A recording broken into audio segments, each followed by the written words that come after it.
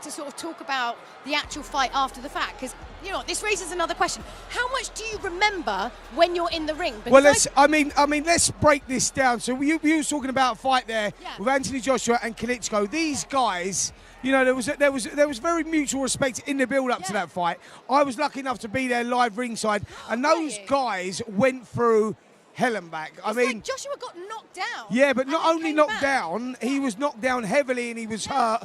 He came through it, and then he took the fight to Klitschko, and he stole Klitschko's heart. Klitschko thought, what have I got to do to win this contest? Joshua obviously eventually winning, but that was a really thrilling fight and one of the best heavyweight fights you'll see. Well, I mean, in this like BBC Three thing, basically it slow-mos it down to the point where he gets that uppercut, and like actually Vladimir's basically saying like, you just got one in me, because you just see him get hit by How it. good was the uppercut? And then he was like, he couldn't come back from it, and then he was done. Sure. But I mean, it's so funny to like watch them come back and talk about the fight afterwards, and sort of think, oh, do you remember this bit? Yeah. I mean, how much do boxers actually kind of go and rewatch what they do? Yeah, I think that as the fight's going on, you don't really remember a lot about what's going on, especially for these guys, by the way. When you've done it, you've been through the system, you've boxed as an amateur, and you boxed in the Commonwealth Games, Olympic Games, turned professional, and gone through the layers, then you tend to remember more what's going on through a fight.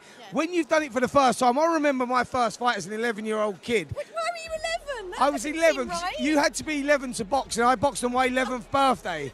I boxed on my 11th birthday, and I went in there.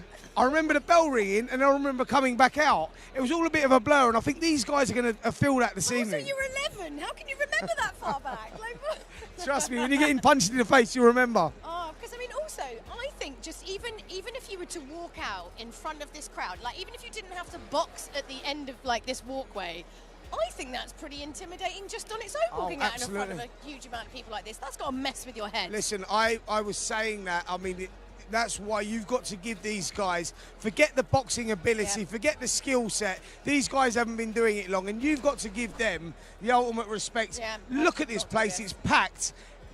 Guys that are totally out of their comfort zone, you know, they're getting in there and boxing in front of these people. I've got like nothing but respect for these people. Absolutely right. We are going to chuck over to oh, hello. Hi. Yeah, we're going to chuck over to the next fight, which is JMX versus Coach Vince. Over to the commentators.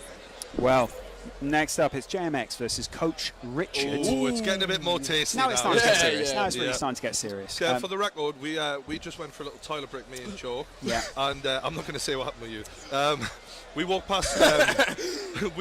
He might have flashed someone. I'll just leave that. Wow. There. We walked past accidentally, though. It wasn't. Right. He's not that type of bloke. It was one of the ring girls. No. Right. Okay. Yeah. Wow. I mean, I didn't realise it was a unisex toilet. No, that's genuinely true. That is a story for your kids, isn't it? This is a family-friendly show. Moving on. Are we just seeing Jake Paul and Logan Paul backstage? How are they looking? Composed, calm, no stress at all, to be honest with you. But serious is the word I think I used. The Paulers out there will be thrilled to hear that, because I think a lot of people are nervous for their favourite YouTuber right now, and we have to acknowledge stateside, the people watching this will be wanting Logan. So this is the thing. I kind of grew up idolising fighters. That's why I do a lot of fight content, and when you first watch your favourite fighter get hurt in a ring, it's quite heartbreaking actually, because you hero worship these guys, especially fighters, and you just want to see them win. And I think it's going to be a very new feeling for someone out there tonight who has, out of Logan and JJ's fan bases, that's all they are. These guys are winners. And one of them, for the first time in the eyes of their fans, is going to be a loser. It's going to be hard to take. I'll tell you a little story from last time, the Copper Box Arena. Tell me a story, where, and it's a lovely story, where Joe fought JJ. Everything finished, and there was a mass of girls waiting behind the barriers that you can see behind us on camera here. Sobbing, some of them, so upset that you've been beaten, and also some of them so happy, but just overjoyed that JJ had won. And they were just sobbing afterwards, and they didn't know what to do with that emotion. That's the kind of emotion we're seeing here tonight. People who have emotionally invested in these guys and gone, I'm going to base my life around what this person's saying on YouTube. 100%. That's pretty touching. I mean, even like you can feel it in here. Like it's a very strange, like I feel this sort of emotion on a daily basis. This is a very unique feeling. Do you know what I mean? Especially to YouTubers, because I suppose for us YouTubers, our our day-to-day lives, we make videos, and we're used to seeing the reaction of the fans. It's positive, it's happy. Whereas I think Joe Rogan said it best when it comes to fighting. Unusual. It's critical thinking with dire consequences, and that's what we're going to see today. It's something that is totally different to what these guys are used to. Well, let's think critically about what you can see on your screen right here. It's JMX versus Coach Richard up next. One 20-year-old against someone who's 31. That is 11 years experience, one over the other. But the size difference is huge. Evens that out. Yeah, the absolutely. thing is, 6'5".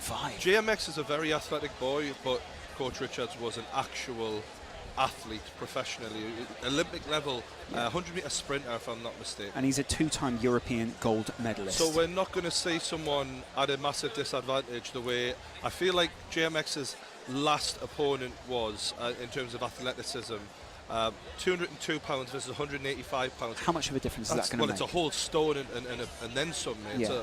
Wow. Athletically speaking, I feel like they're well matched. It's just a case of, can Coach Richards close the distance, because that jab of JMX worked wonders last time. I remember he just walked around that ring, just jabbing the face off him. 9 inches of distance difference in the reach. And of we all these know two. that's a lot. I mean, that's